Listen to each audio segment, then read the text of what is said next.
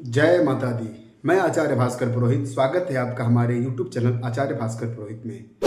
नवरात्रि का पर्व चल रहा है, नवरात्रि का महामहीना चल रहा है, जिसमें नवरात्रि के पूजन पाठ को लेकर के बहुत लोगों के मन में यह ख्याल आता होगा कि नवरात्रि का पूजन पाठ करने का विधान क्या है और किसी भी मनोरथ की पूर्ति के लिए हमें कौन सा पूजन पाठ सही लगेगा। तो आइए बिना देरी किए हम जानते हैं कि नवरात्रि के पूजन में हमें कौन से विधानों को शामिल कर लिया जाए तो हमारी मनोकामनाओं की पूर्ति होगी।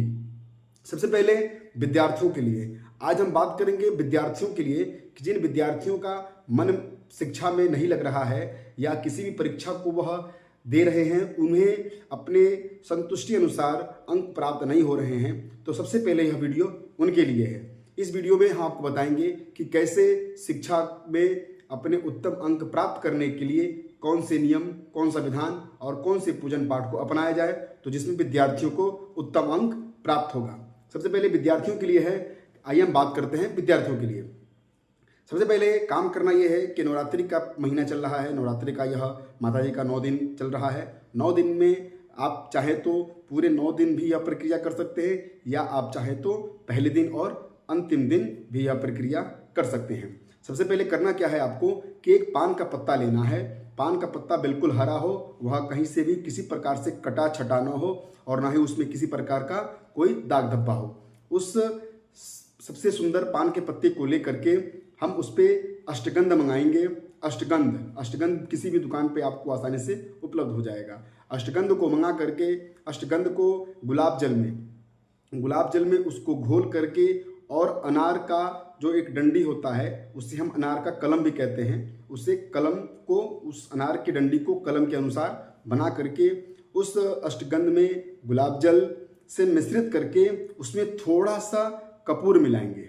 कपूर जो है एक माना गया है कि शांति का प्रतीक होता है, तो कहीं न कहीं मन भटकता है जिससे विद्या में मन नहीं लगता है, तो उस कपूर को हम उसमें मिलाएंगे। अष्टगंध, कपूर और गुलाब जल को तीनों को मिश्रित कर लेंगे और उस पान के पत्ते पर लिखेंगे ओम वाग वादिन्यै नमः। ओम वाग वादिन्यै नमः मंत्र को अच्छी प्रकार सुन लेंगे। ओम वाग वादिन्यै नमः इस मंत्र को अनार के उस कलम से लिखेंगे और लिख करके उस पान के पत्ते को माता जी के दरबार में चढ़ा करके उसे अक्षत चंदन इत्यादि से पूजन कर लेंगे। पूजन करने के बाद से जैसे ही 9 दिन पूरा होगा, जैसे ही नवरात्रि का विसर्जन होगा, उस पान के पत्ते को लेकर के अपने किसी जिस विषय में आप कमजोर हो या जिस विषय में आपका मन न लगता हो, उस पान के पत्ते को लेकर के उस पुस्तक में, उस बुक में रख लेंगे। आप देखिएगा, आप विश्वास नहीं करेंगे कि वह प्रक्रिया आपके द्वारा किया गया जो प्रक्रिया होगा वह इतना आपको लाभ देगा कि आप अचंभित रह जाएंगे कि यह भी एक प्रक्रिया हो सकती है क्या। और आप इस प्रक्रिया को करके देखिएगा। अगर आपका मन, जैसे 2-3 सब्जेक्ट है, 2-3 सब्जेक्ट में भी अगर आप कमजोर हैं तो 2 या 3 जो भी जितने सब्जेक्ट में आप कमजोर होंगे उतने सब्जेक्ट के अनुसार पान के पत्ते को लेकर के और उस पर भी यही प्रक्रिया करके माता जी के दरबार में उसको चढ़ा करके और अपने उन सारे बुक्स में रख लेंगे जिस विषय में, जिस भी बुक्स में आप कमजोर हैं। आप यह प्रक्रिया करके देखिएगा। अगर आप उस विषय में अगर आप मजबूत नहीं हो गए, अगर आप उस क्षेत्र में अगर आपको अच्छा अंक प्राप्त नहीं हुआ, तो जो जैसा कहिएगा आप वैसे हम आपको पुनः उस विषय पर चर्चा करेंगे।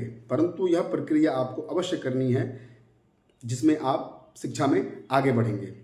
ऐसे ही और भी ज्ञान के लिए पाने के लिए अगर आपको भी और किसी भी प्रकार की कोई समस्या हो, उस समस्या को हमारे इस वीडियो के नीचे कमेंट में जरूर लिखिए। हम उस पर भी और सारे वीडियोस आप लोगों को बना करके आप लोगों के बीच जरूर उपस्थित होंगे। और हाँ, अगर आप हमारे चैनल पर नए हैं तो हमारे चैनल को सब्सक्राइब करिएगा और हमारे चैनल से जुड़े रहने के लिए बेल आइकन को जरूर दबाइएगा ताकि हम नए वीडियो जो भी अपलोड करें आप तक जरूर पहुँचे।